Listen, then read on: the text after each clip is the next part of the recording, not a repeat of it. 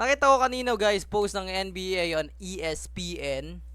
Ano to, medyo historic tong post nila na to guys. Kasi ito yung parang, hindi natin alam. Baka ito na yung last game ni LeBron James. Yun nga, na 4-0 nga sila ng OKC. No?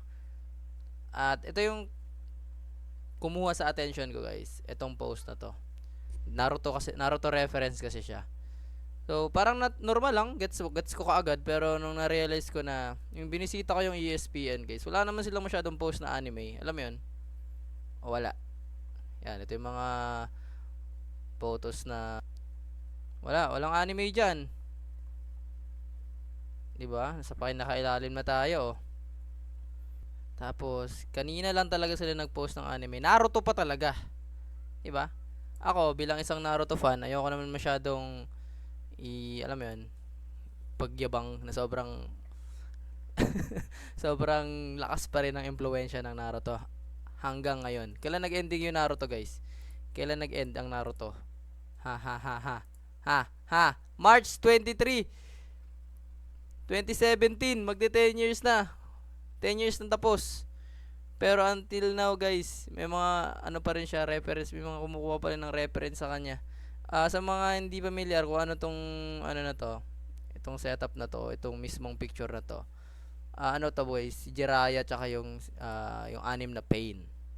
So, para hindi kayo masyadong ma-spoil or sa mga hindi pa masyadong familiar sa Naruto at nagbabalak panoorin yung Naruto. Malayo-layo pa naman to guys. Sa Shippuden pa naman to. O di kaya, wag nyo na lang to panoorin kung gusto nyo panoorin yung Naruto. Ano na kayo? Inaalis na muna kayo. Wag nyo na tong tingnan itong video na to. Sa mga ano naman, sa mga kapwa ko Naruto fans, guys, di ba? Ang angas hanggang ngayon. Ito yung mismo na yan, oh. Di ba? Ito yung picture na yan, oh. Oh. Kailan in-air yan? Kailan in-air yan, guys? In-air yan nung yung mismong episode na yan, ayan, The Tale of Jiraiya the Gallant. October 29. Ayan, October 29, 2009. Lagpas ilang taon na. Sheesh. Naruto fans lang makakaya-gets nun talaga. Pero ginamit pa rin ng NBA yun ni ESPN. Alam mo yun guys, pakita mo sa mga comments dito. They didn't do Jiraiya like that, di ba? Refs definitely under SGA's Genjutsu. Alam mo yun, sa dami-daming anime, daming anime na madaming pwedeng kunan ng anime. Hindi ko lang alam yung eksaktong na tatama sa storyline ng pangyayaring to. Kasi sakto nga naman. Ito yung mga parang na nga si Lebron. Natalo na nga talaga si Lebron.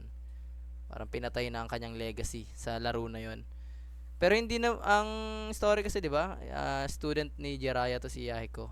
At yung iba naman ay kalaban niya dati. Basta panoorin niyo na lang.